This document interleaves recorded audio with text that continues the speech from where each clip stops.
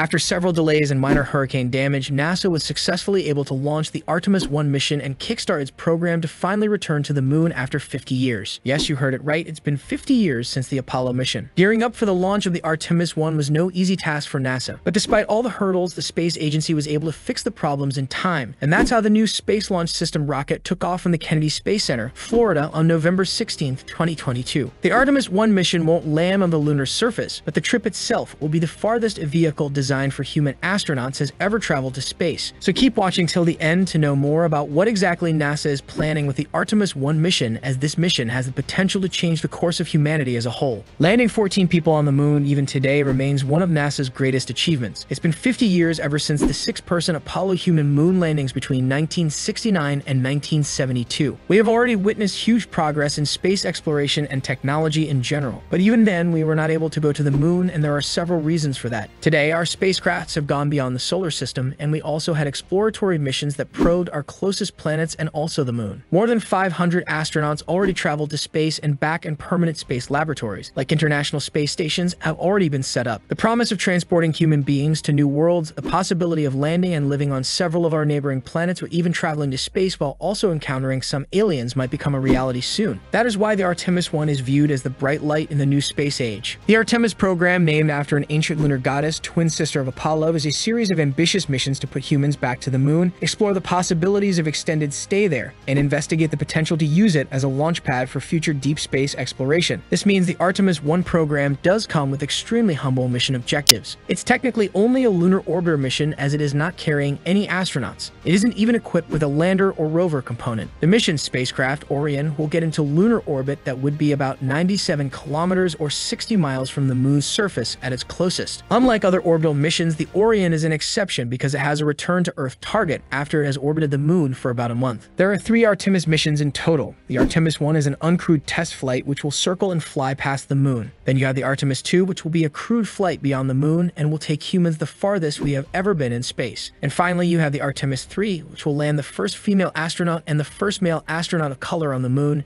and they will be spending a week performing scientific studies on the lunar surface. The Artemis 3 will also be the US-based agency's very first crewed moon landing mission ever since the Apollo 17 in 1972. The objective of the Artemis mission and Apollo mission might look similar, which is to put humans on the moon, but the Artemis mission is quite different. The moon landings of the 1960s and 1970s were a little too early in the new space age, which was still at its infancy. We were able to put humans on the moon just 12 years after the very first satellite, Sputnik, was launched. President John F. Kennedy made a public announcement in 1962 that the US would put a man on the moon before the decade was out, and he was right. The deadline was met, all thanks to the massive mobilization of resources towards the end. The Apollo missions were mainly guarded by several geopolitical considerations and were deeply driven by the desire of the United States to win the space race, to overtake the Soviet Union, because the country was already successful in setting the first satellite in space, the first spacecraft to crash onto the lunar surface, and the very first astronaut in space. So the moon landings of the 1960s and 1970s were totally guided by the Cold War, geopolitical situations, and the desire of the United States to be on top, defeating the Soviet Union in the space race. The Artemis missions of today are here to exploit the major advancements in space technology over the years. The research and technology that went into making this mission a reality will also help us to extract resources that are found on the moon,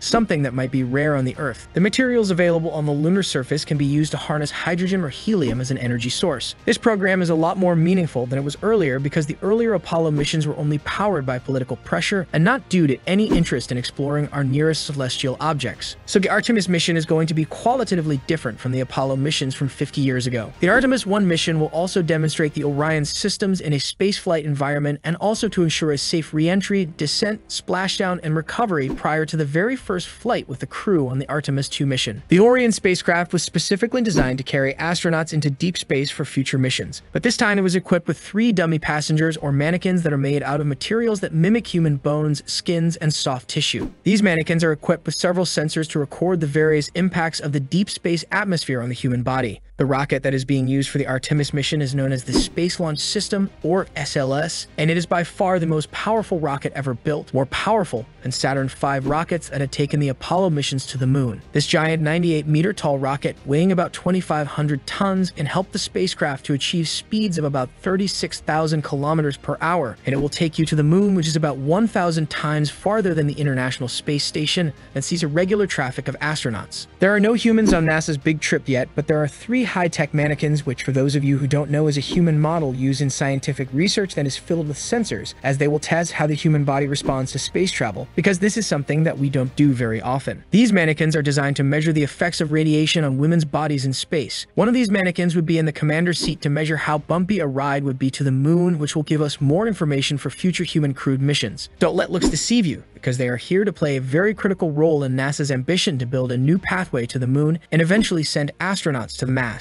What makes things extremely exciting is the fact that NASA has got several long-term, ambitious plans using the technology and research involved to make the Artemis mission a reality, as the space agency is planning to launch a future crewed mission to Mars. If you look closely, this perfectly aligns with the goal of Elon Musk's space exploration company SpaceX, because that company also wants to colonize Mars. If that happens, Mars would be our second home. The Moon to Mars plan also involves building a new space station in lunar orbit and eventually a habitable moon base. The Artemis mission is all about scientific discovery, economic benefits, and also an inspiration for a new generation of explorers, which NASA would like to call the Artemis generation. NASA will be collaborating with commercial and international partners to establish the first long-term presence on Mars. Consider the Artemis mission to be a very first step to put humans onto the red planet. The space agency will be building a global alliance and exploring deep space for the benefit of all. Even with NASA's reliance on private partnerships, Artemis mission will not be cheap in any way. NASA Inspector General Paul Martin admitted to the House Subcommittee on Space and Aeronautics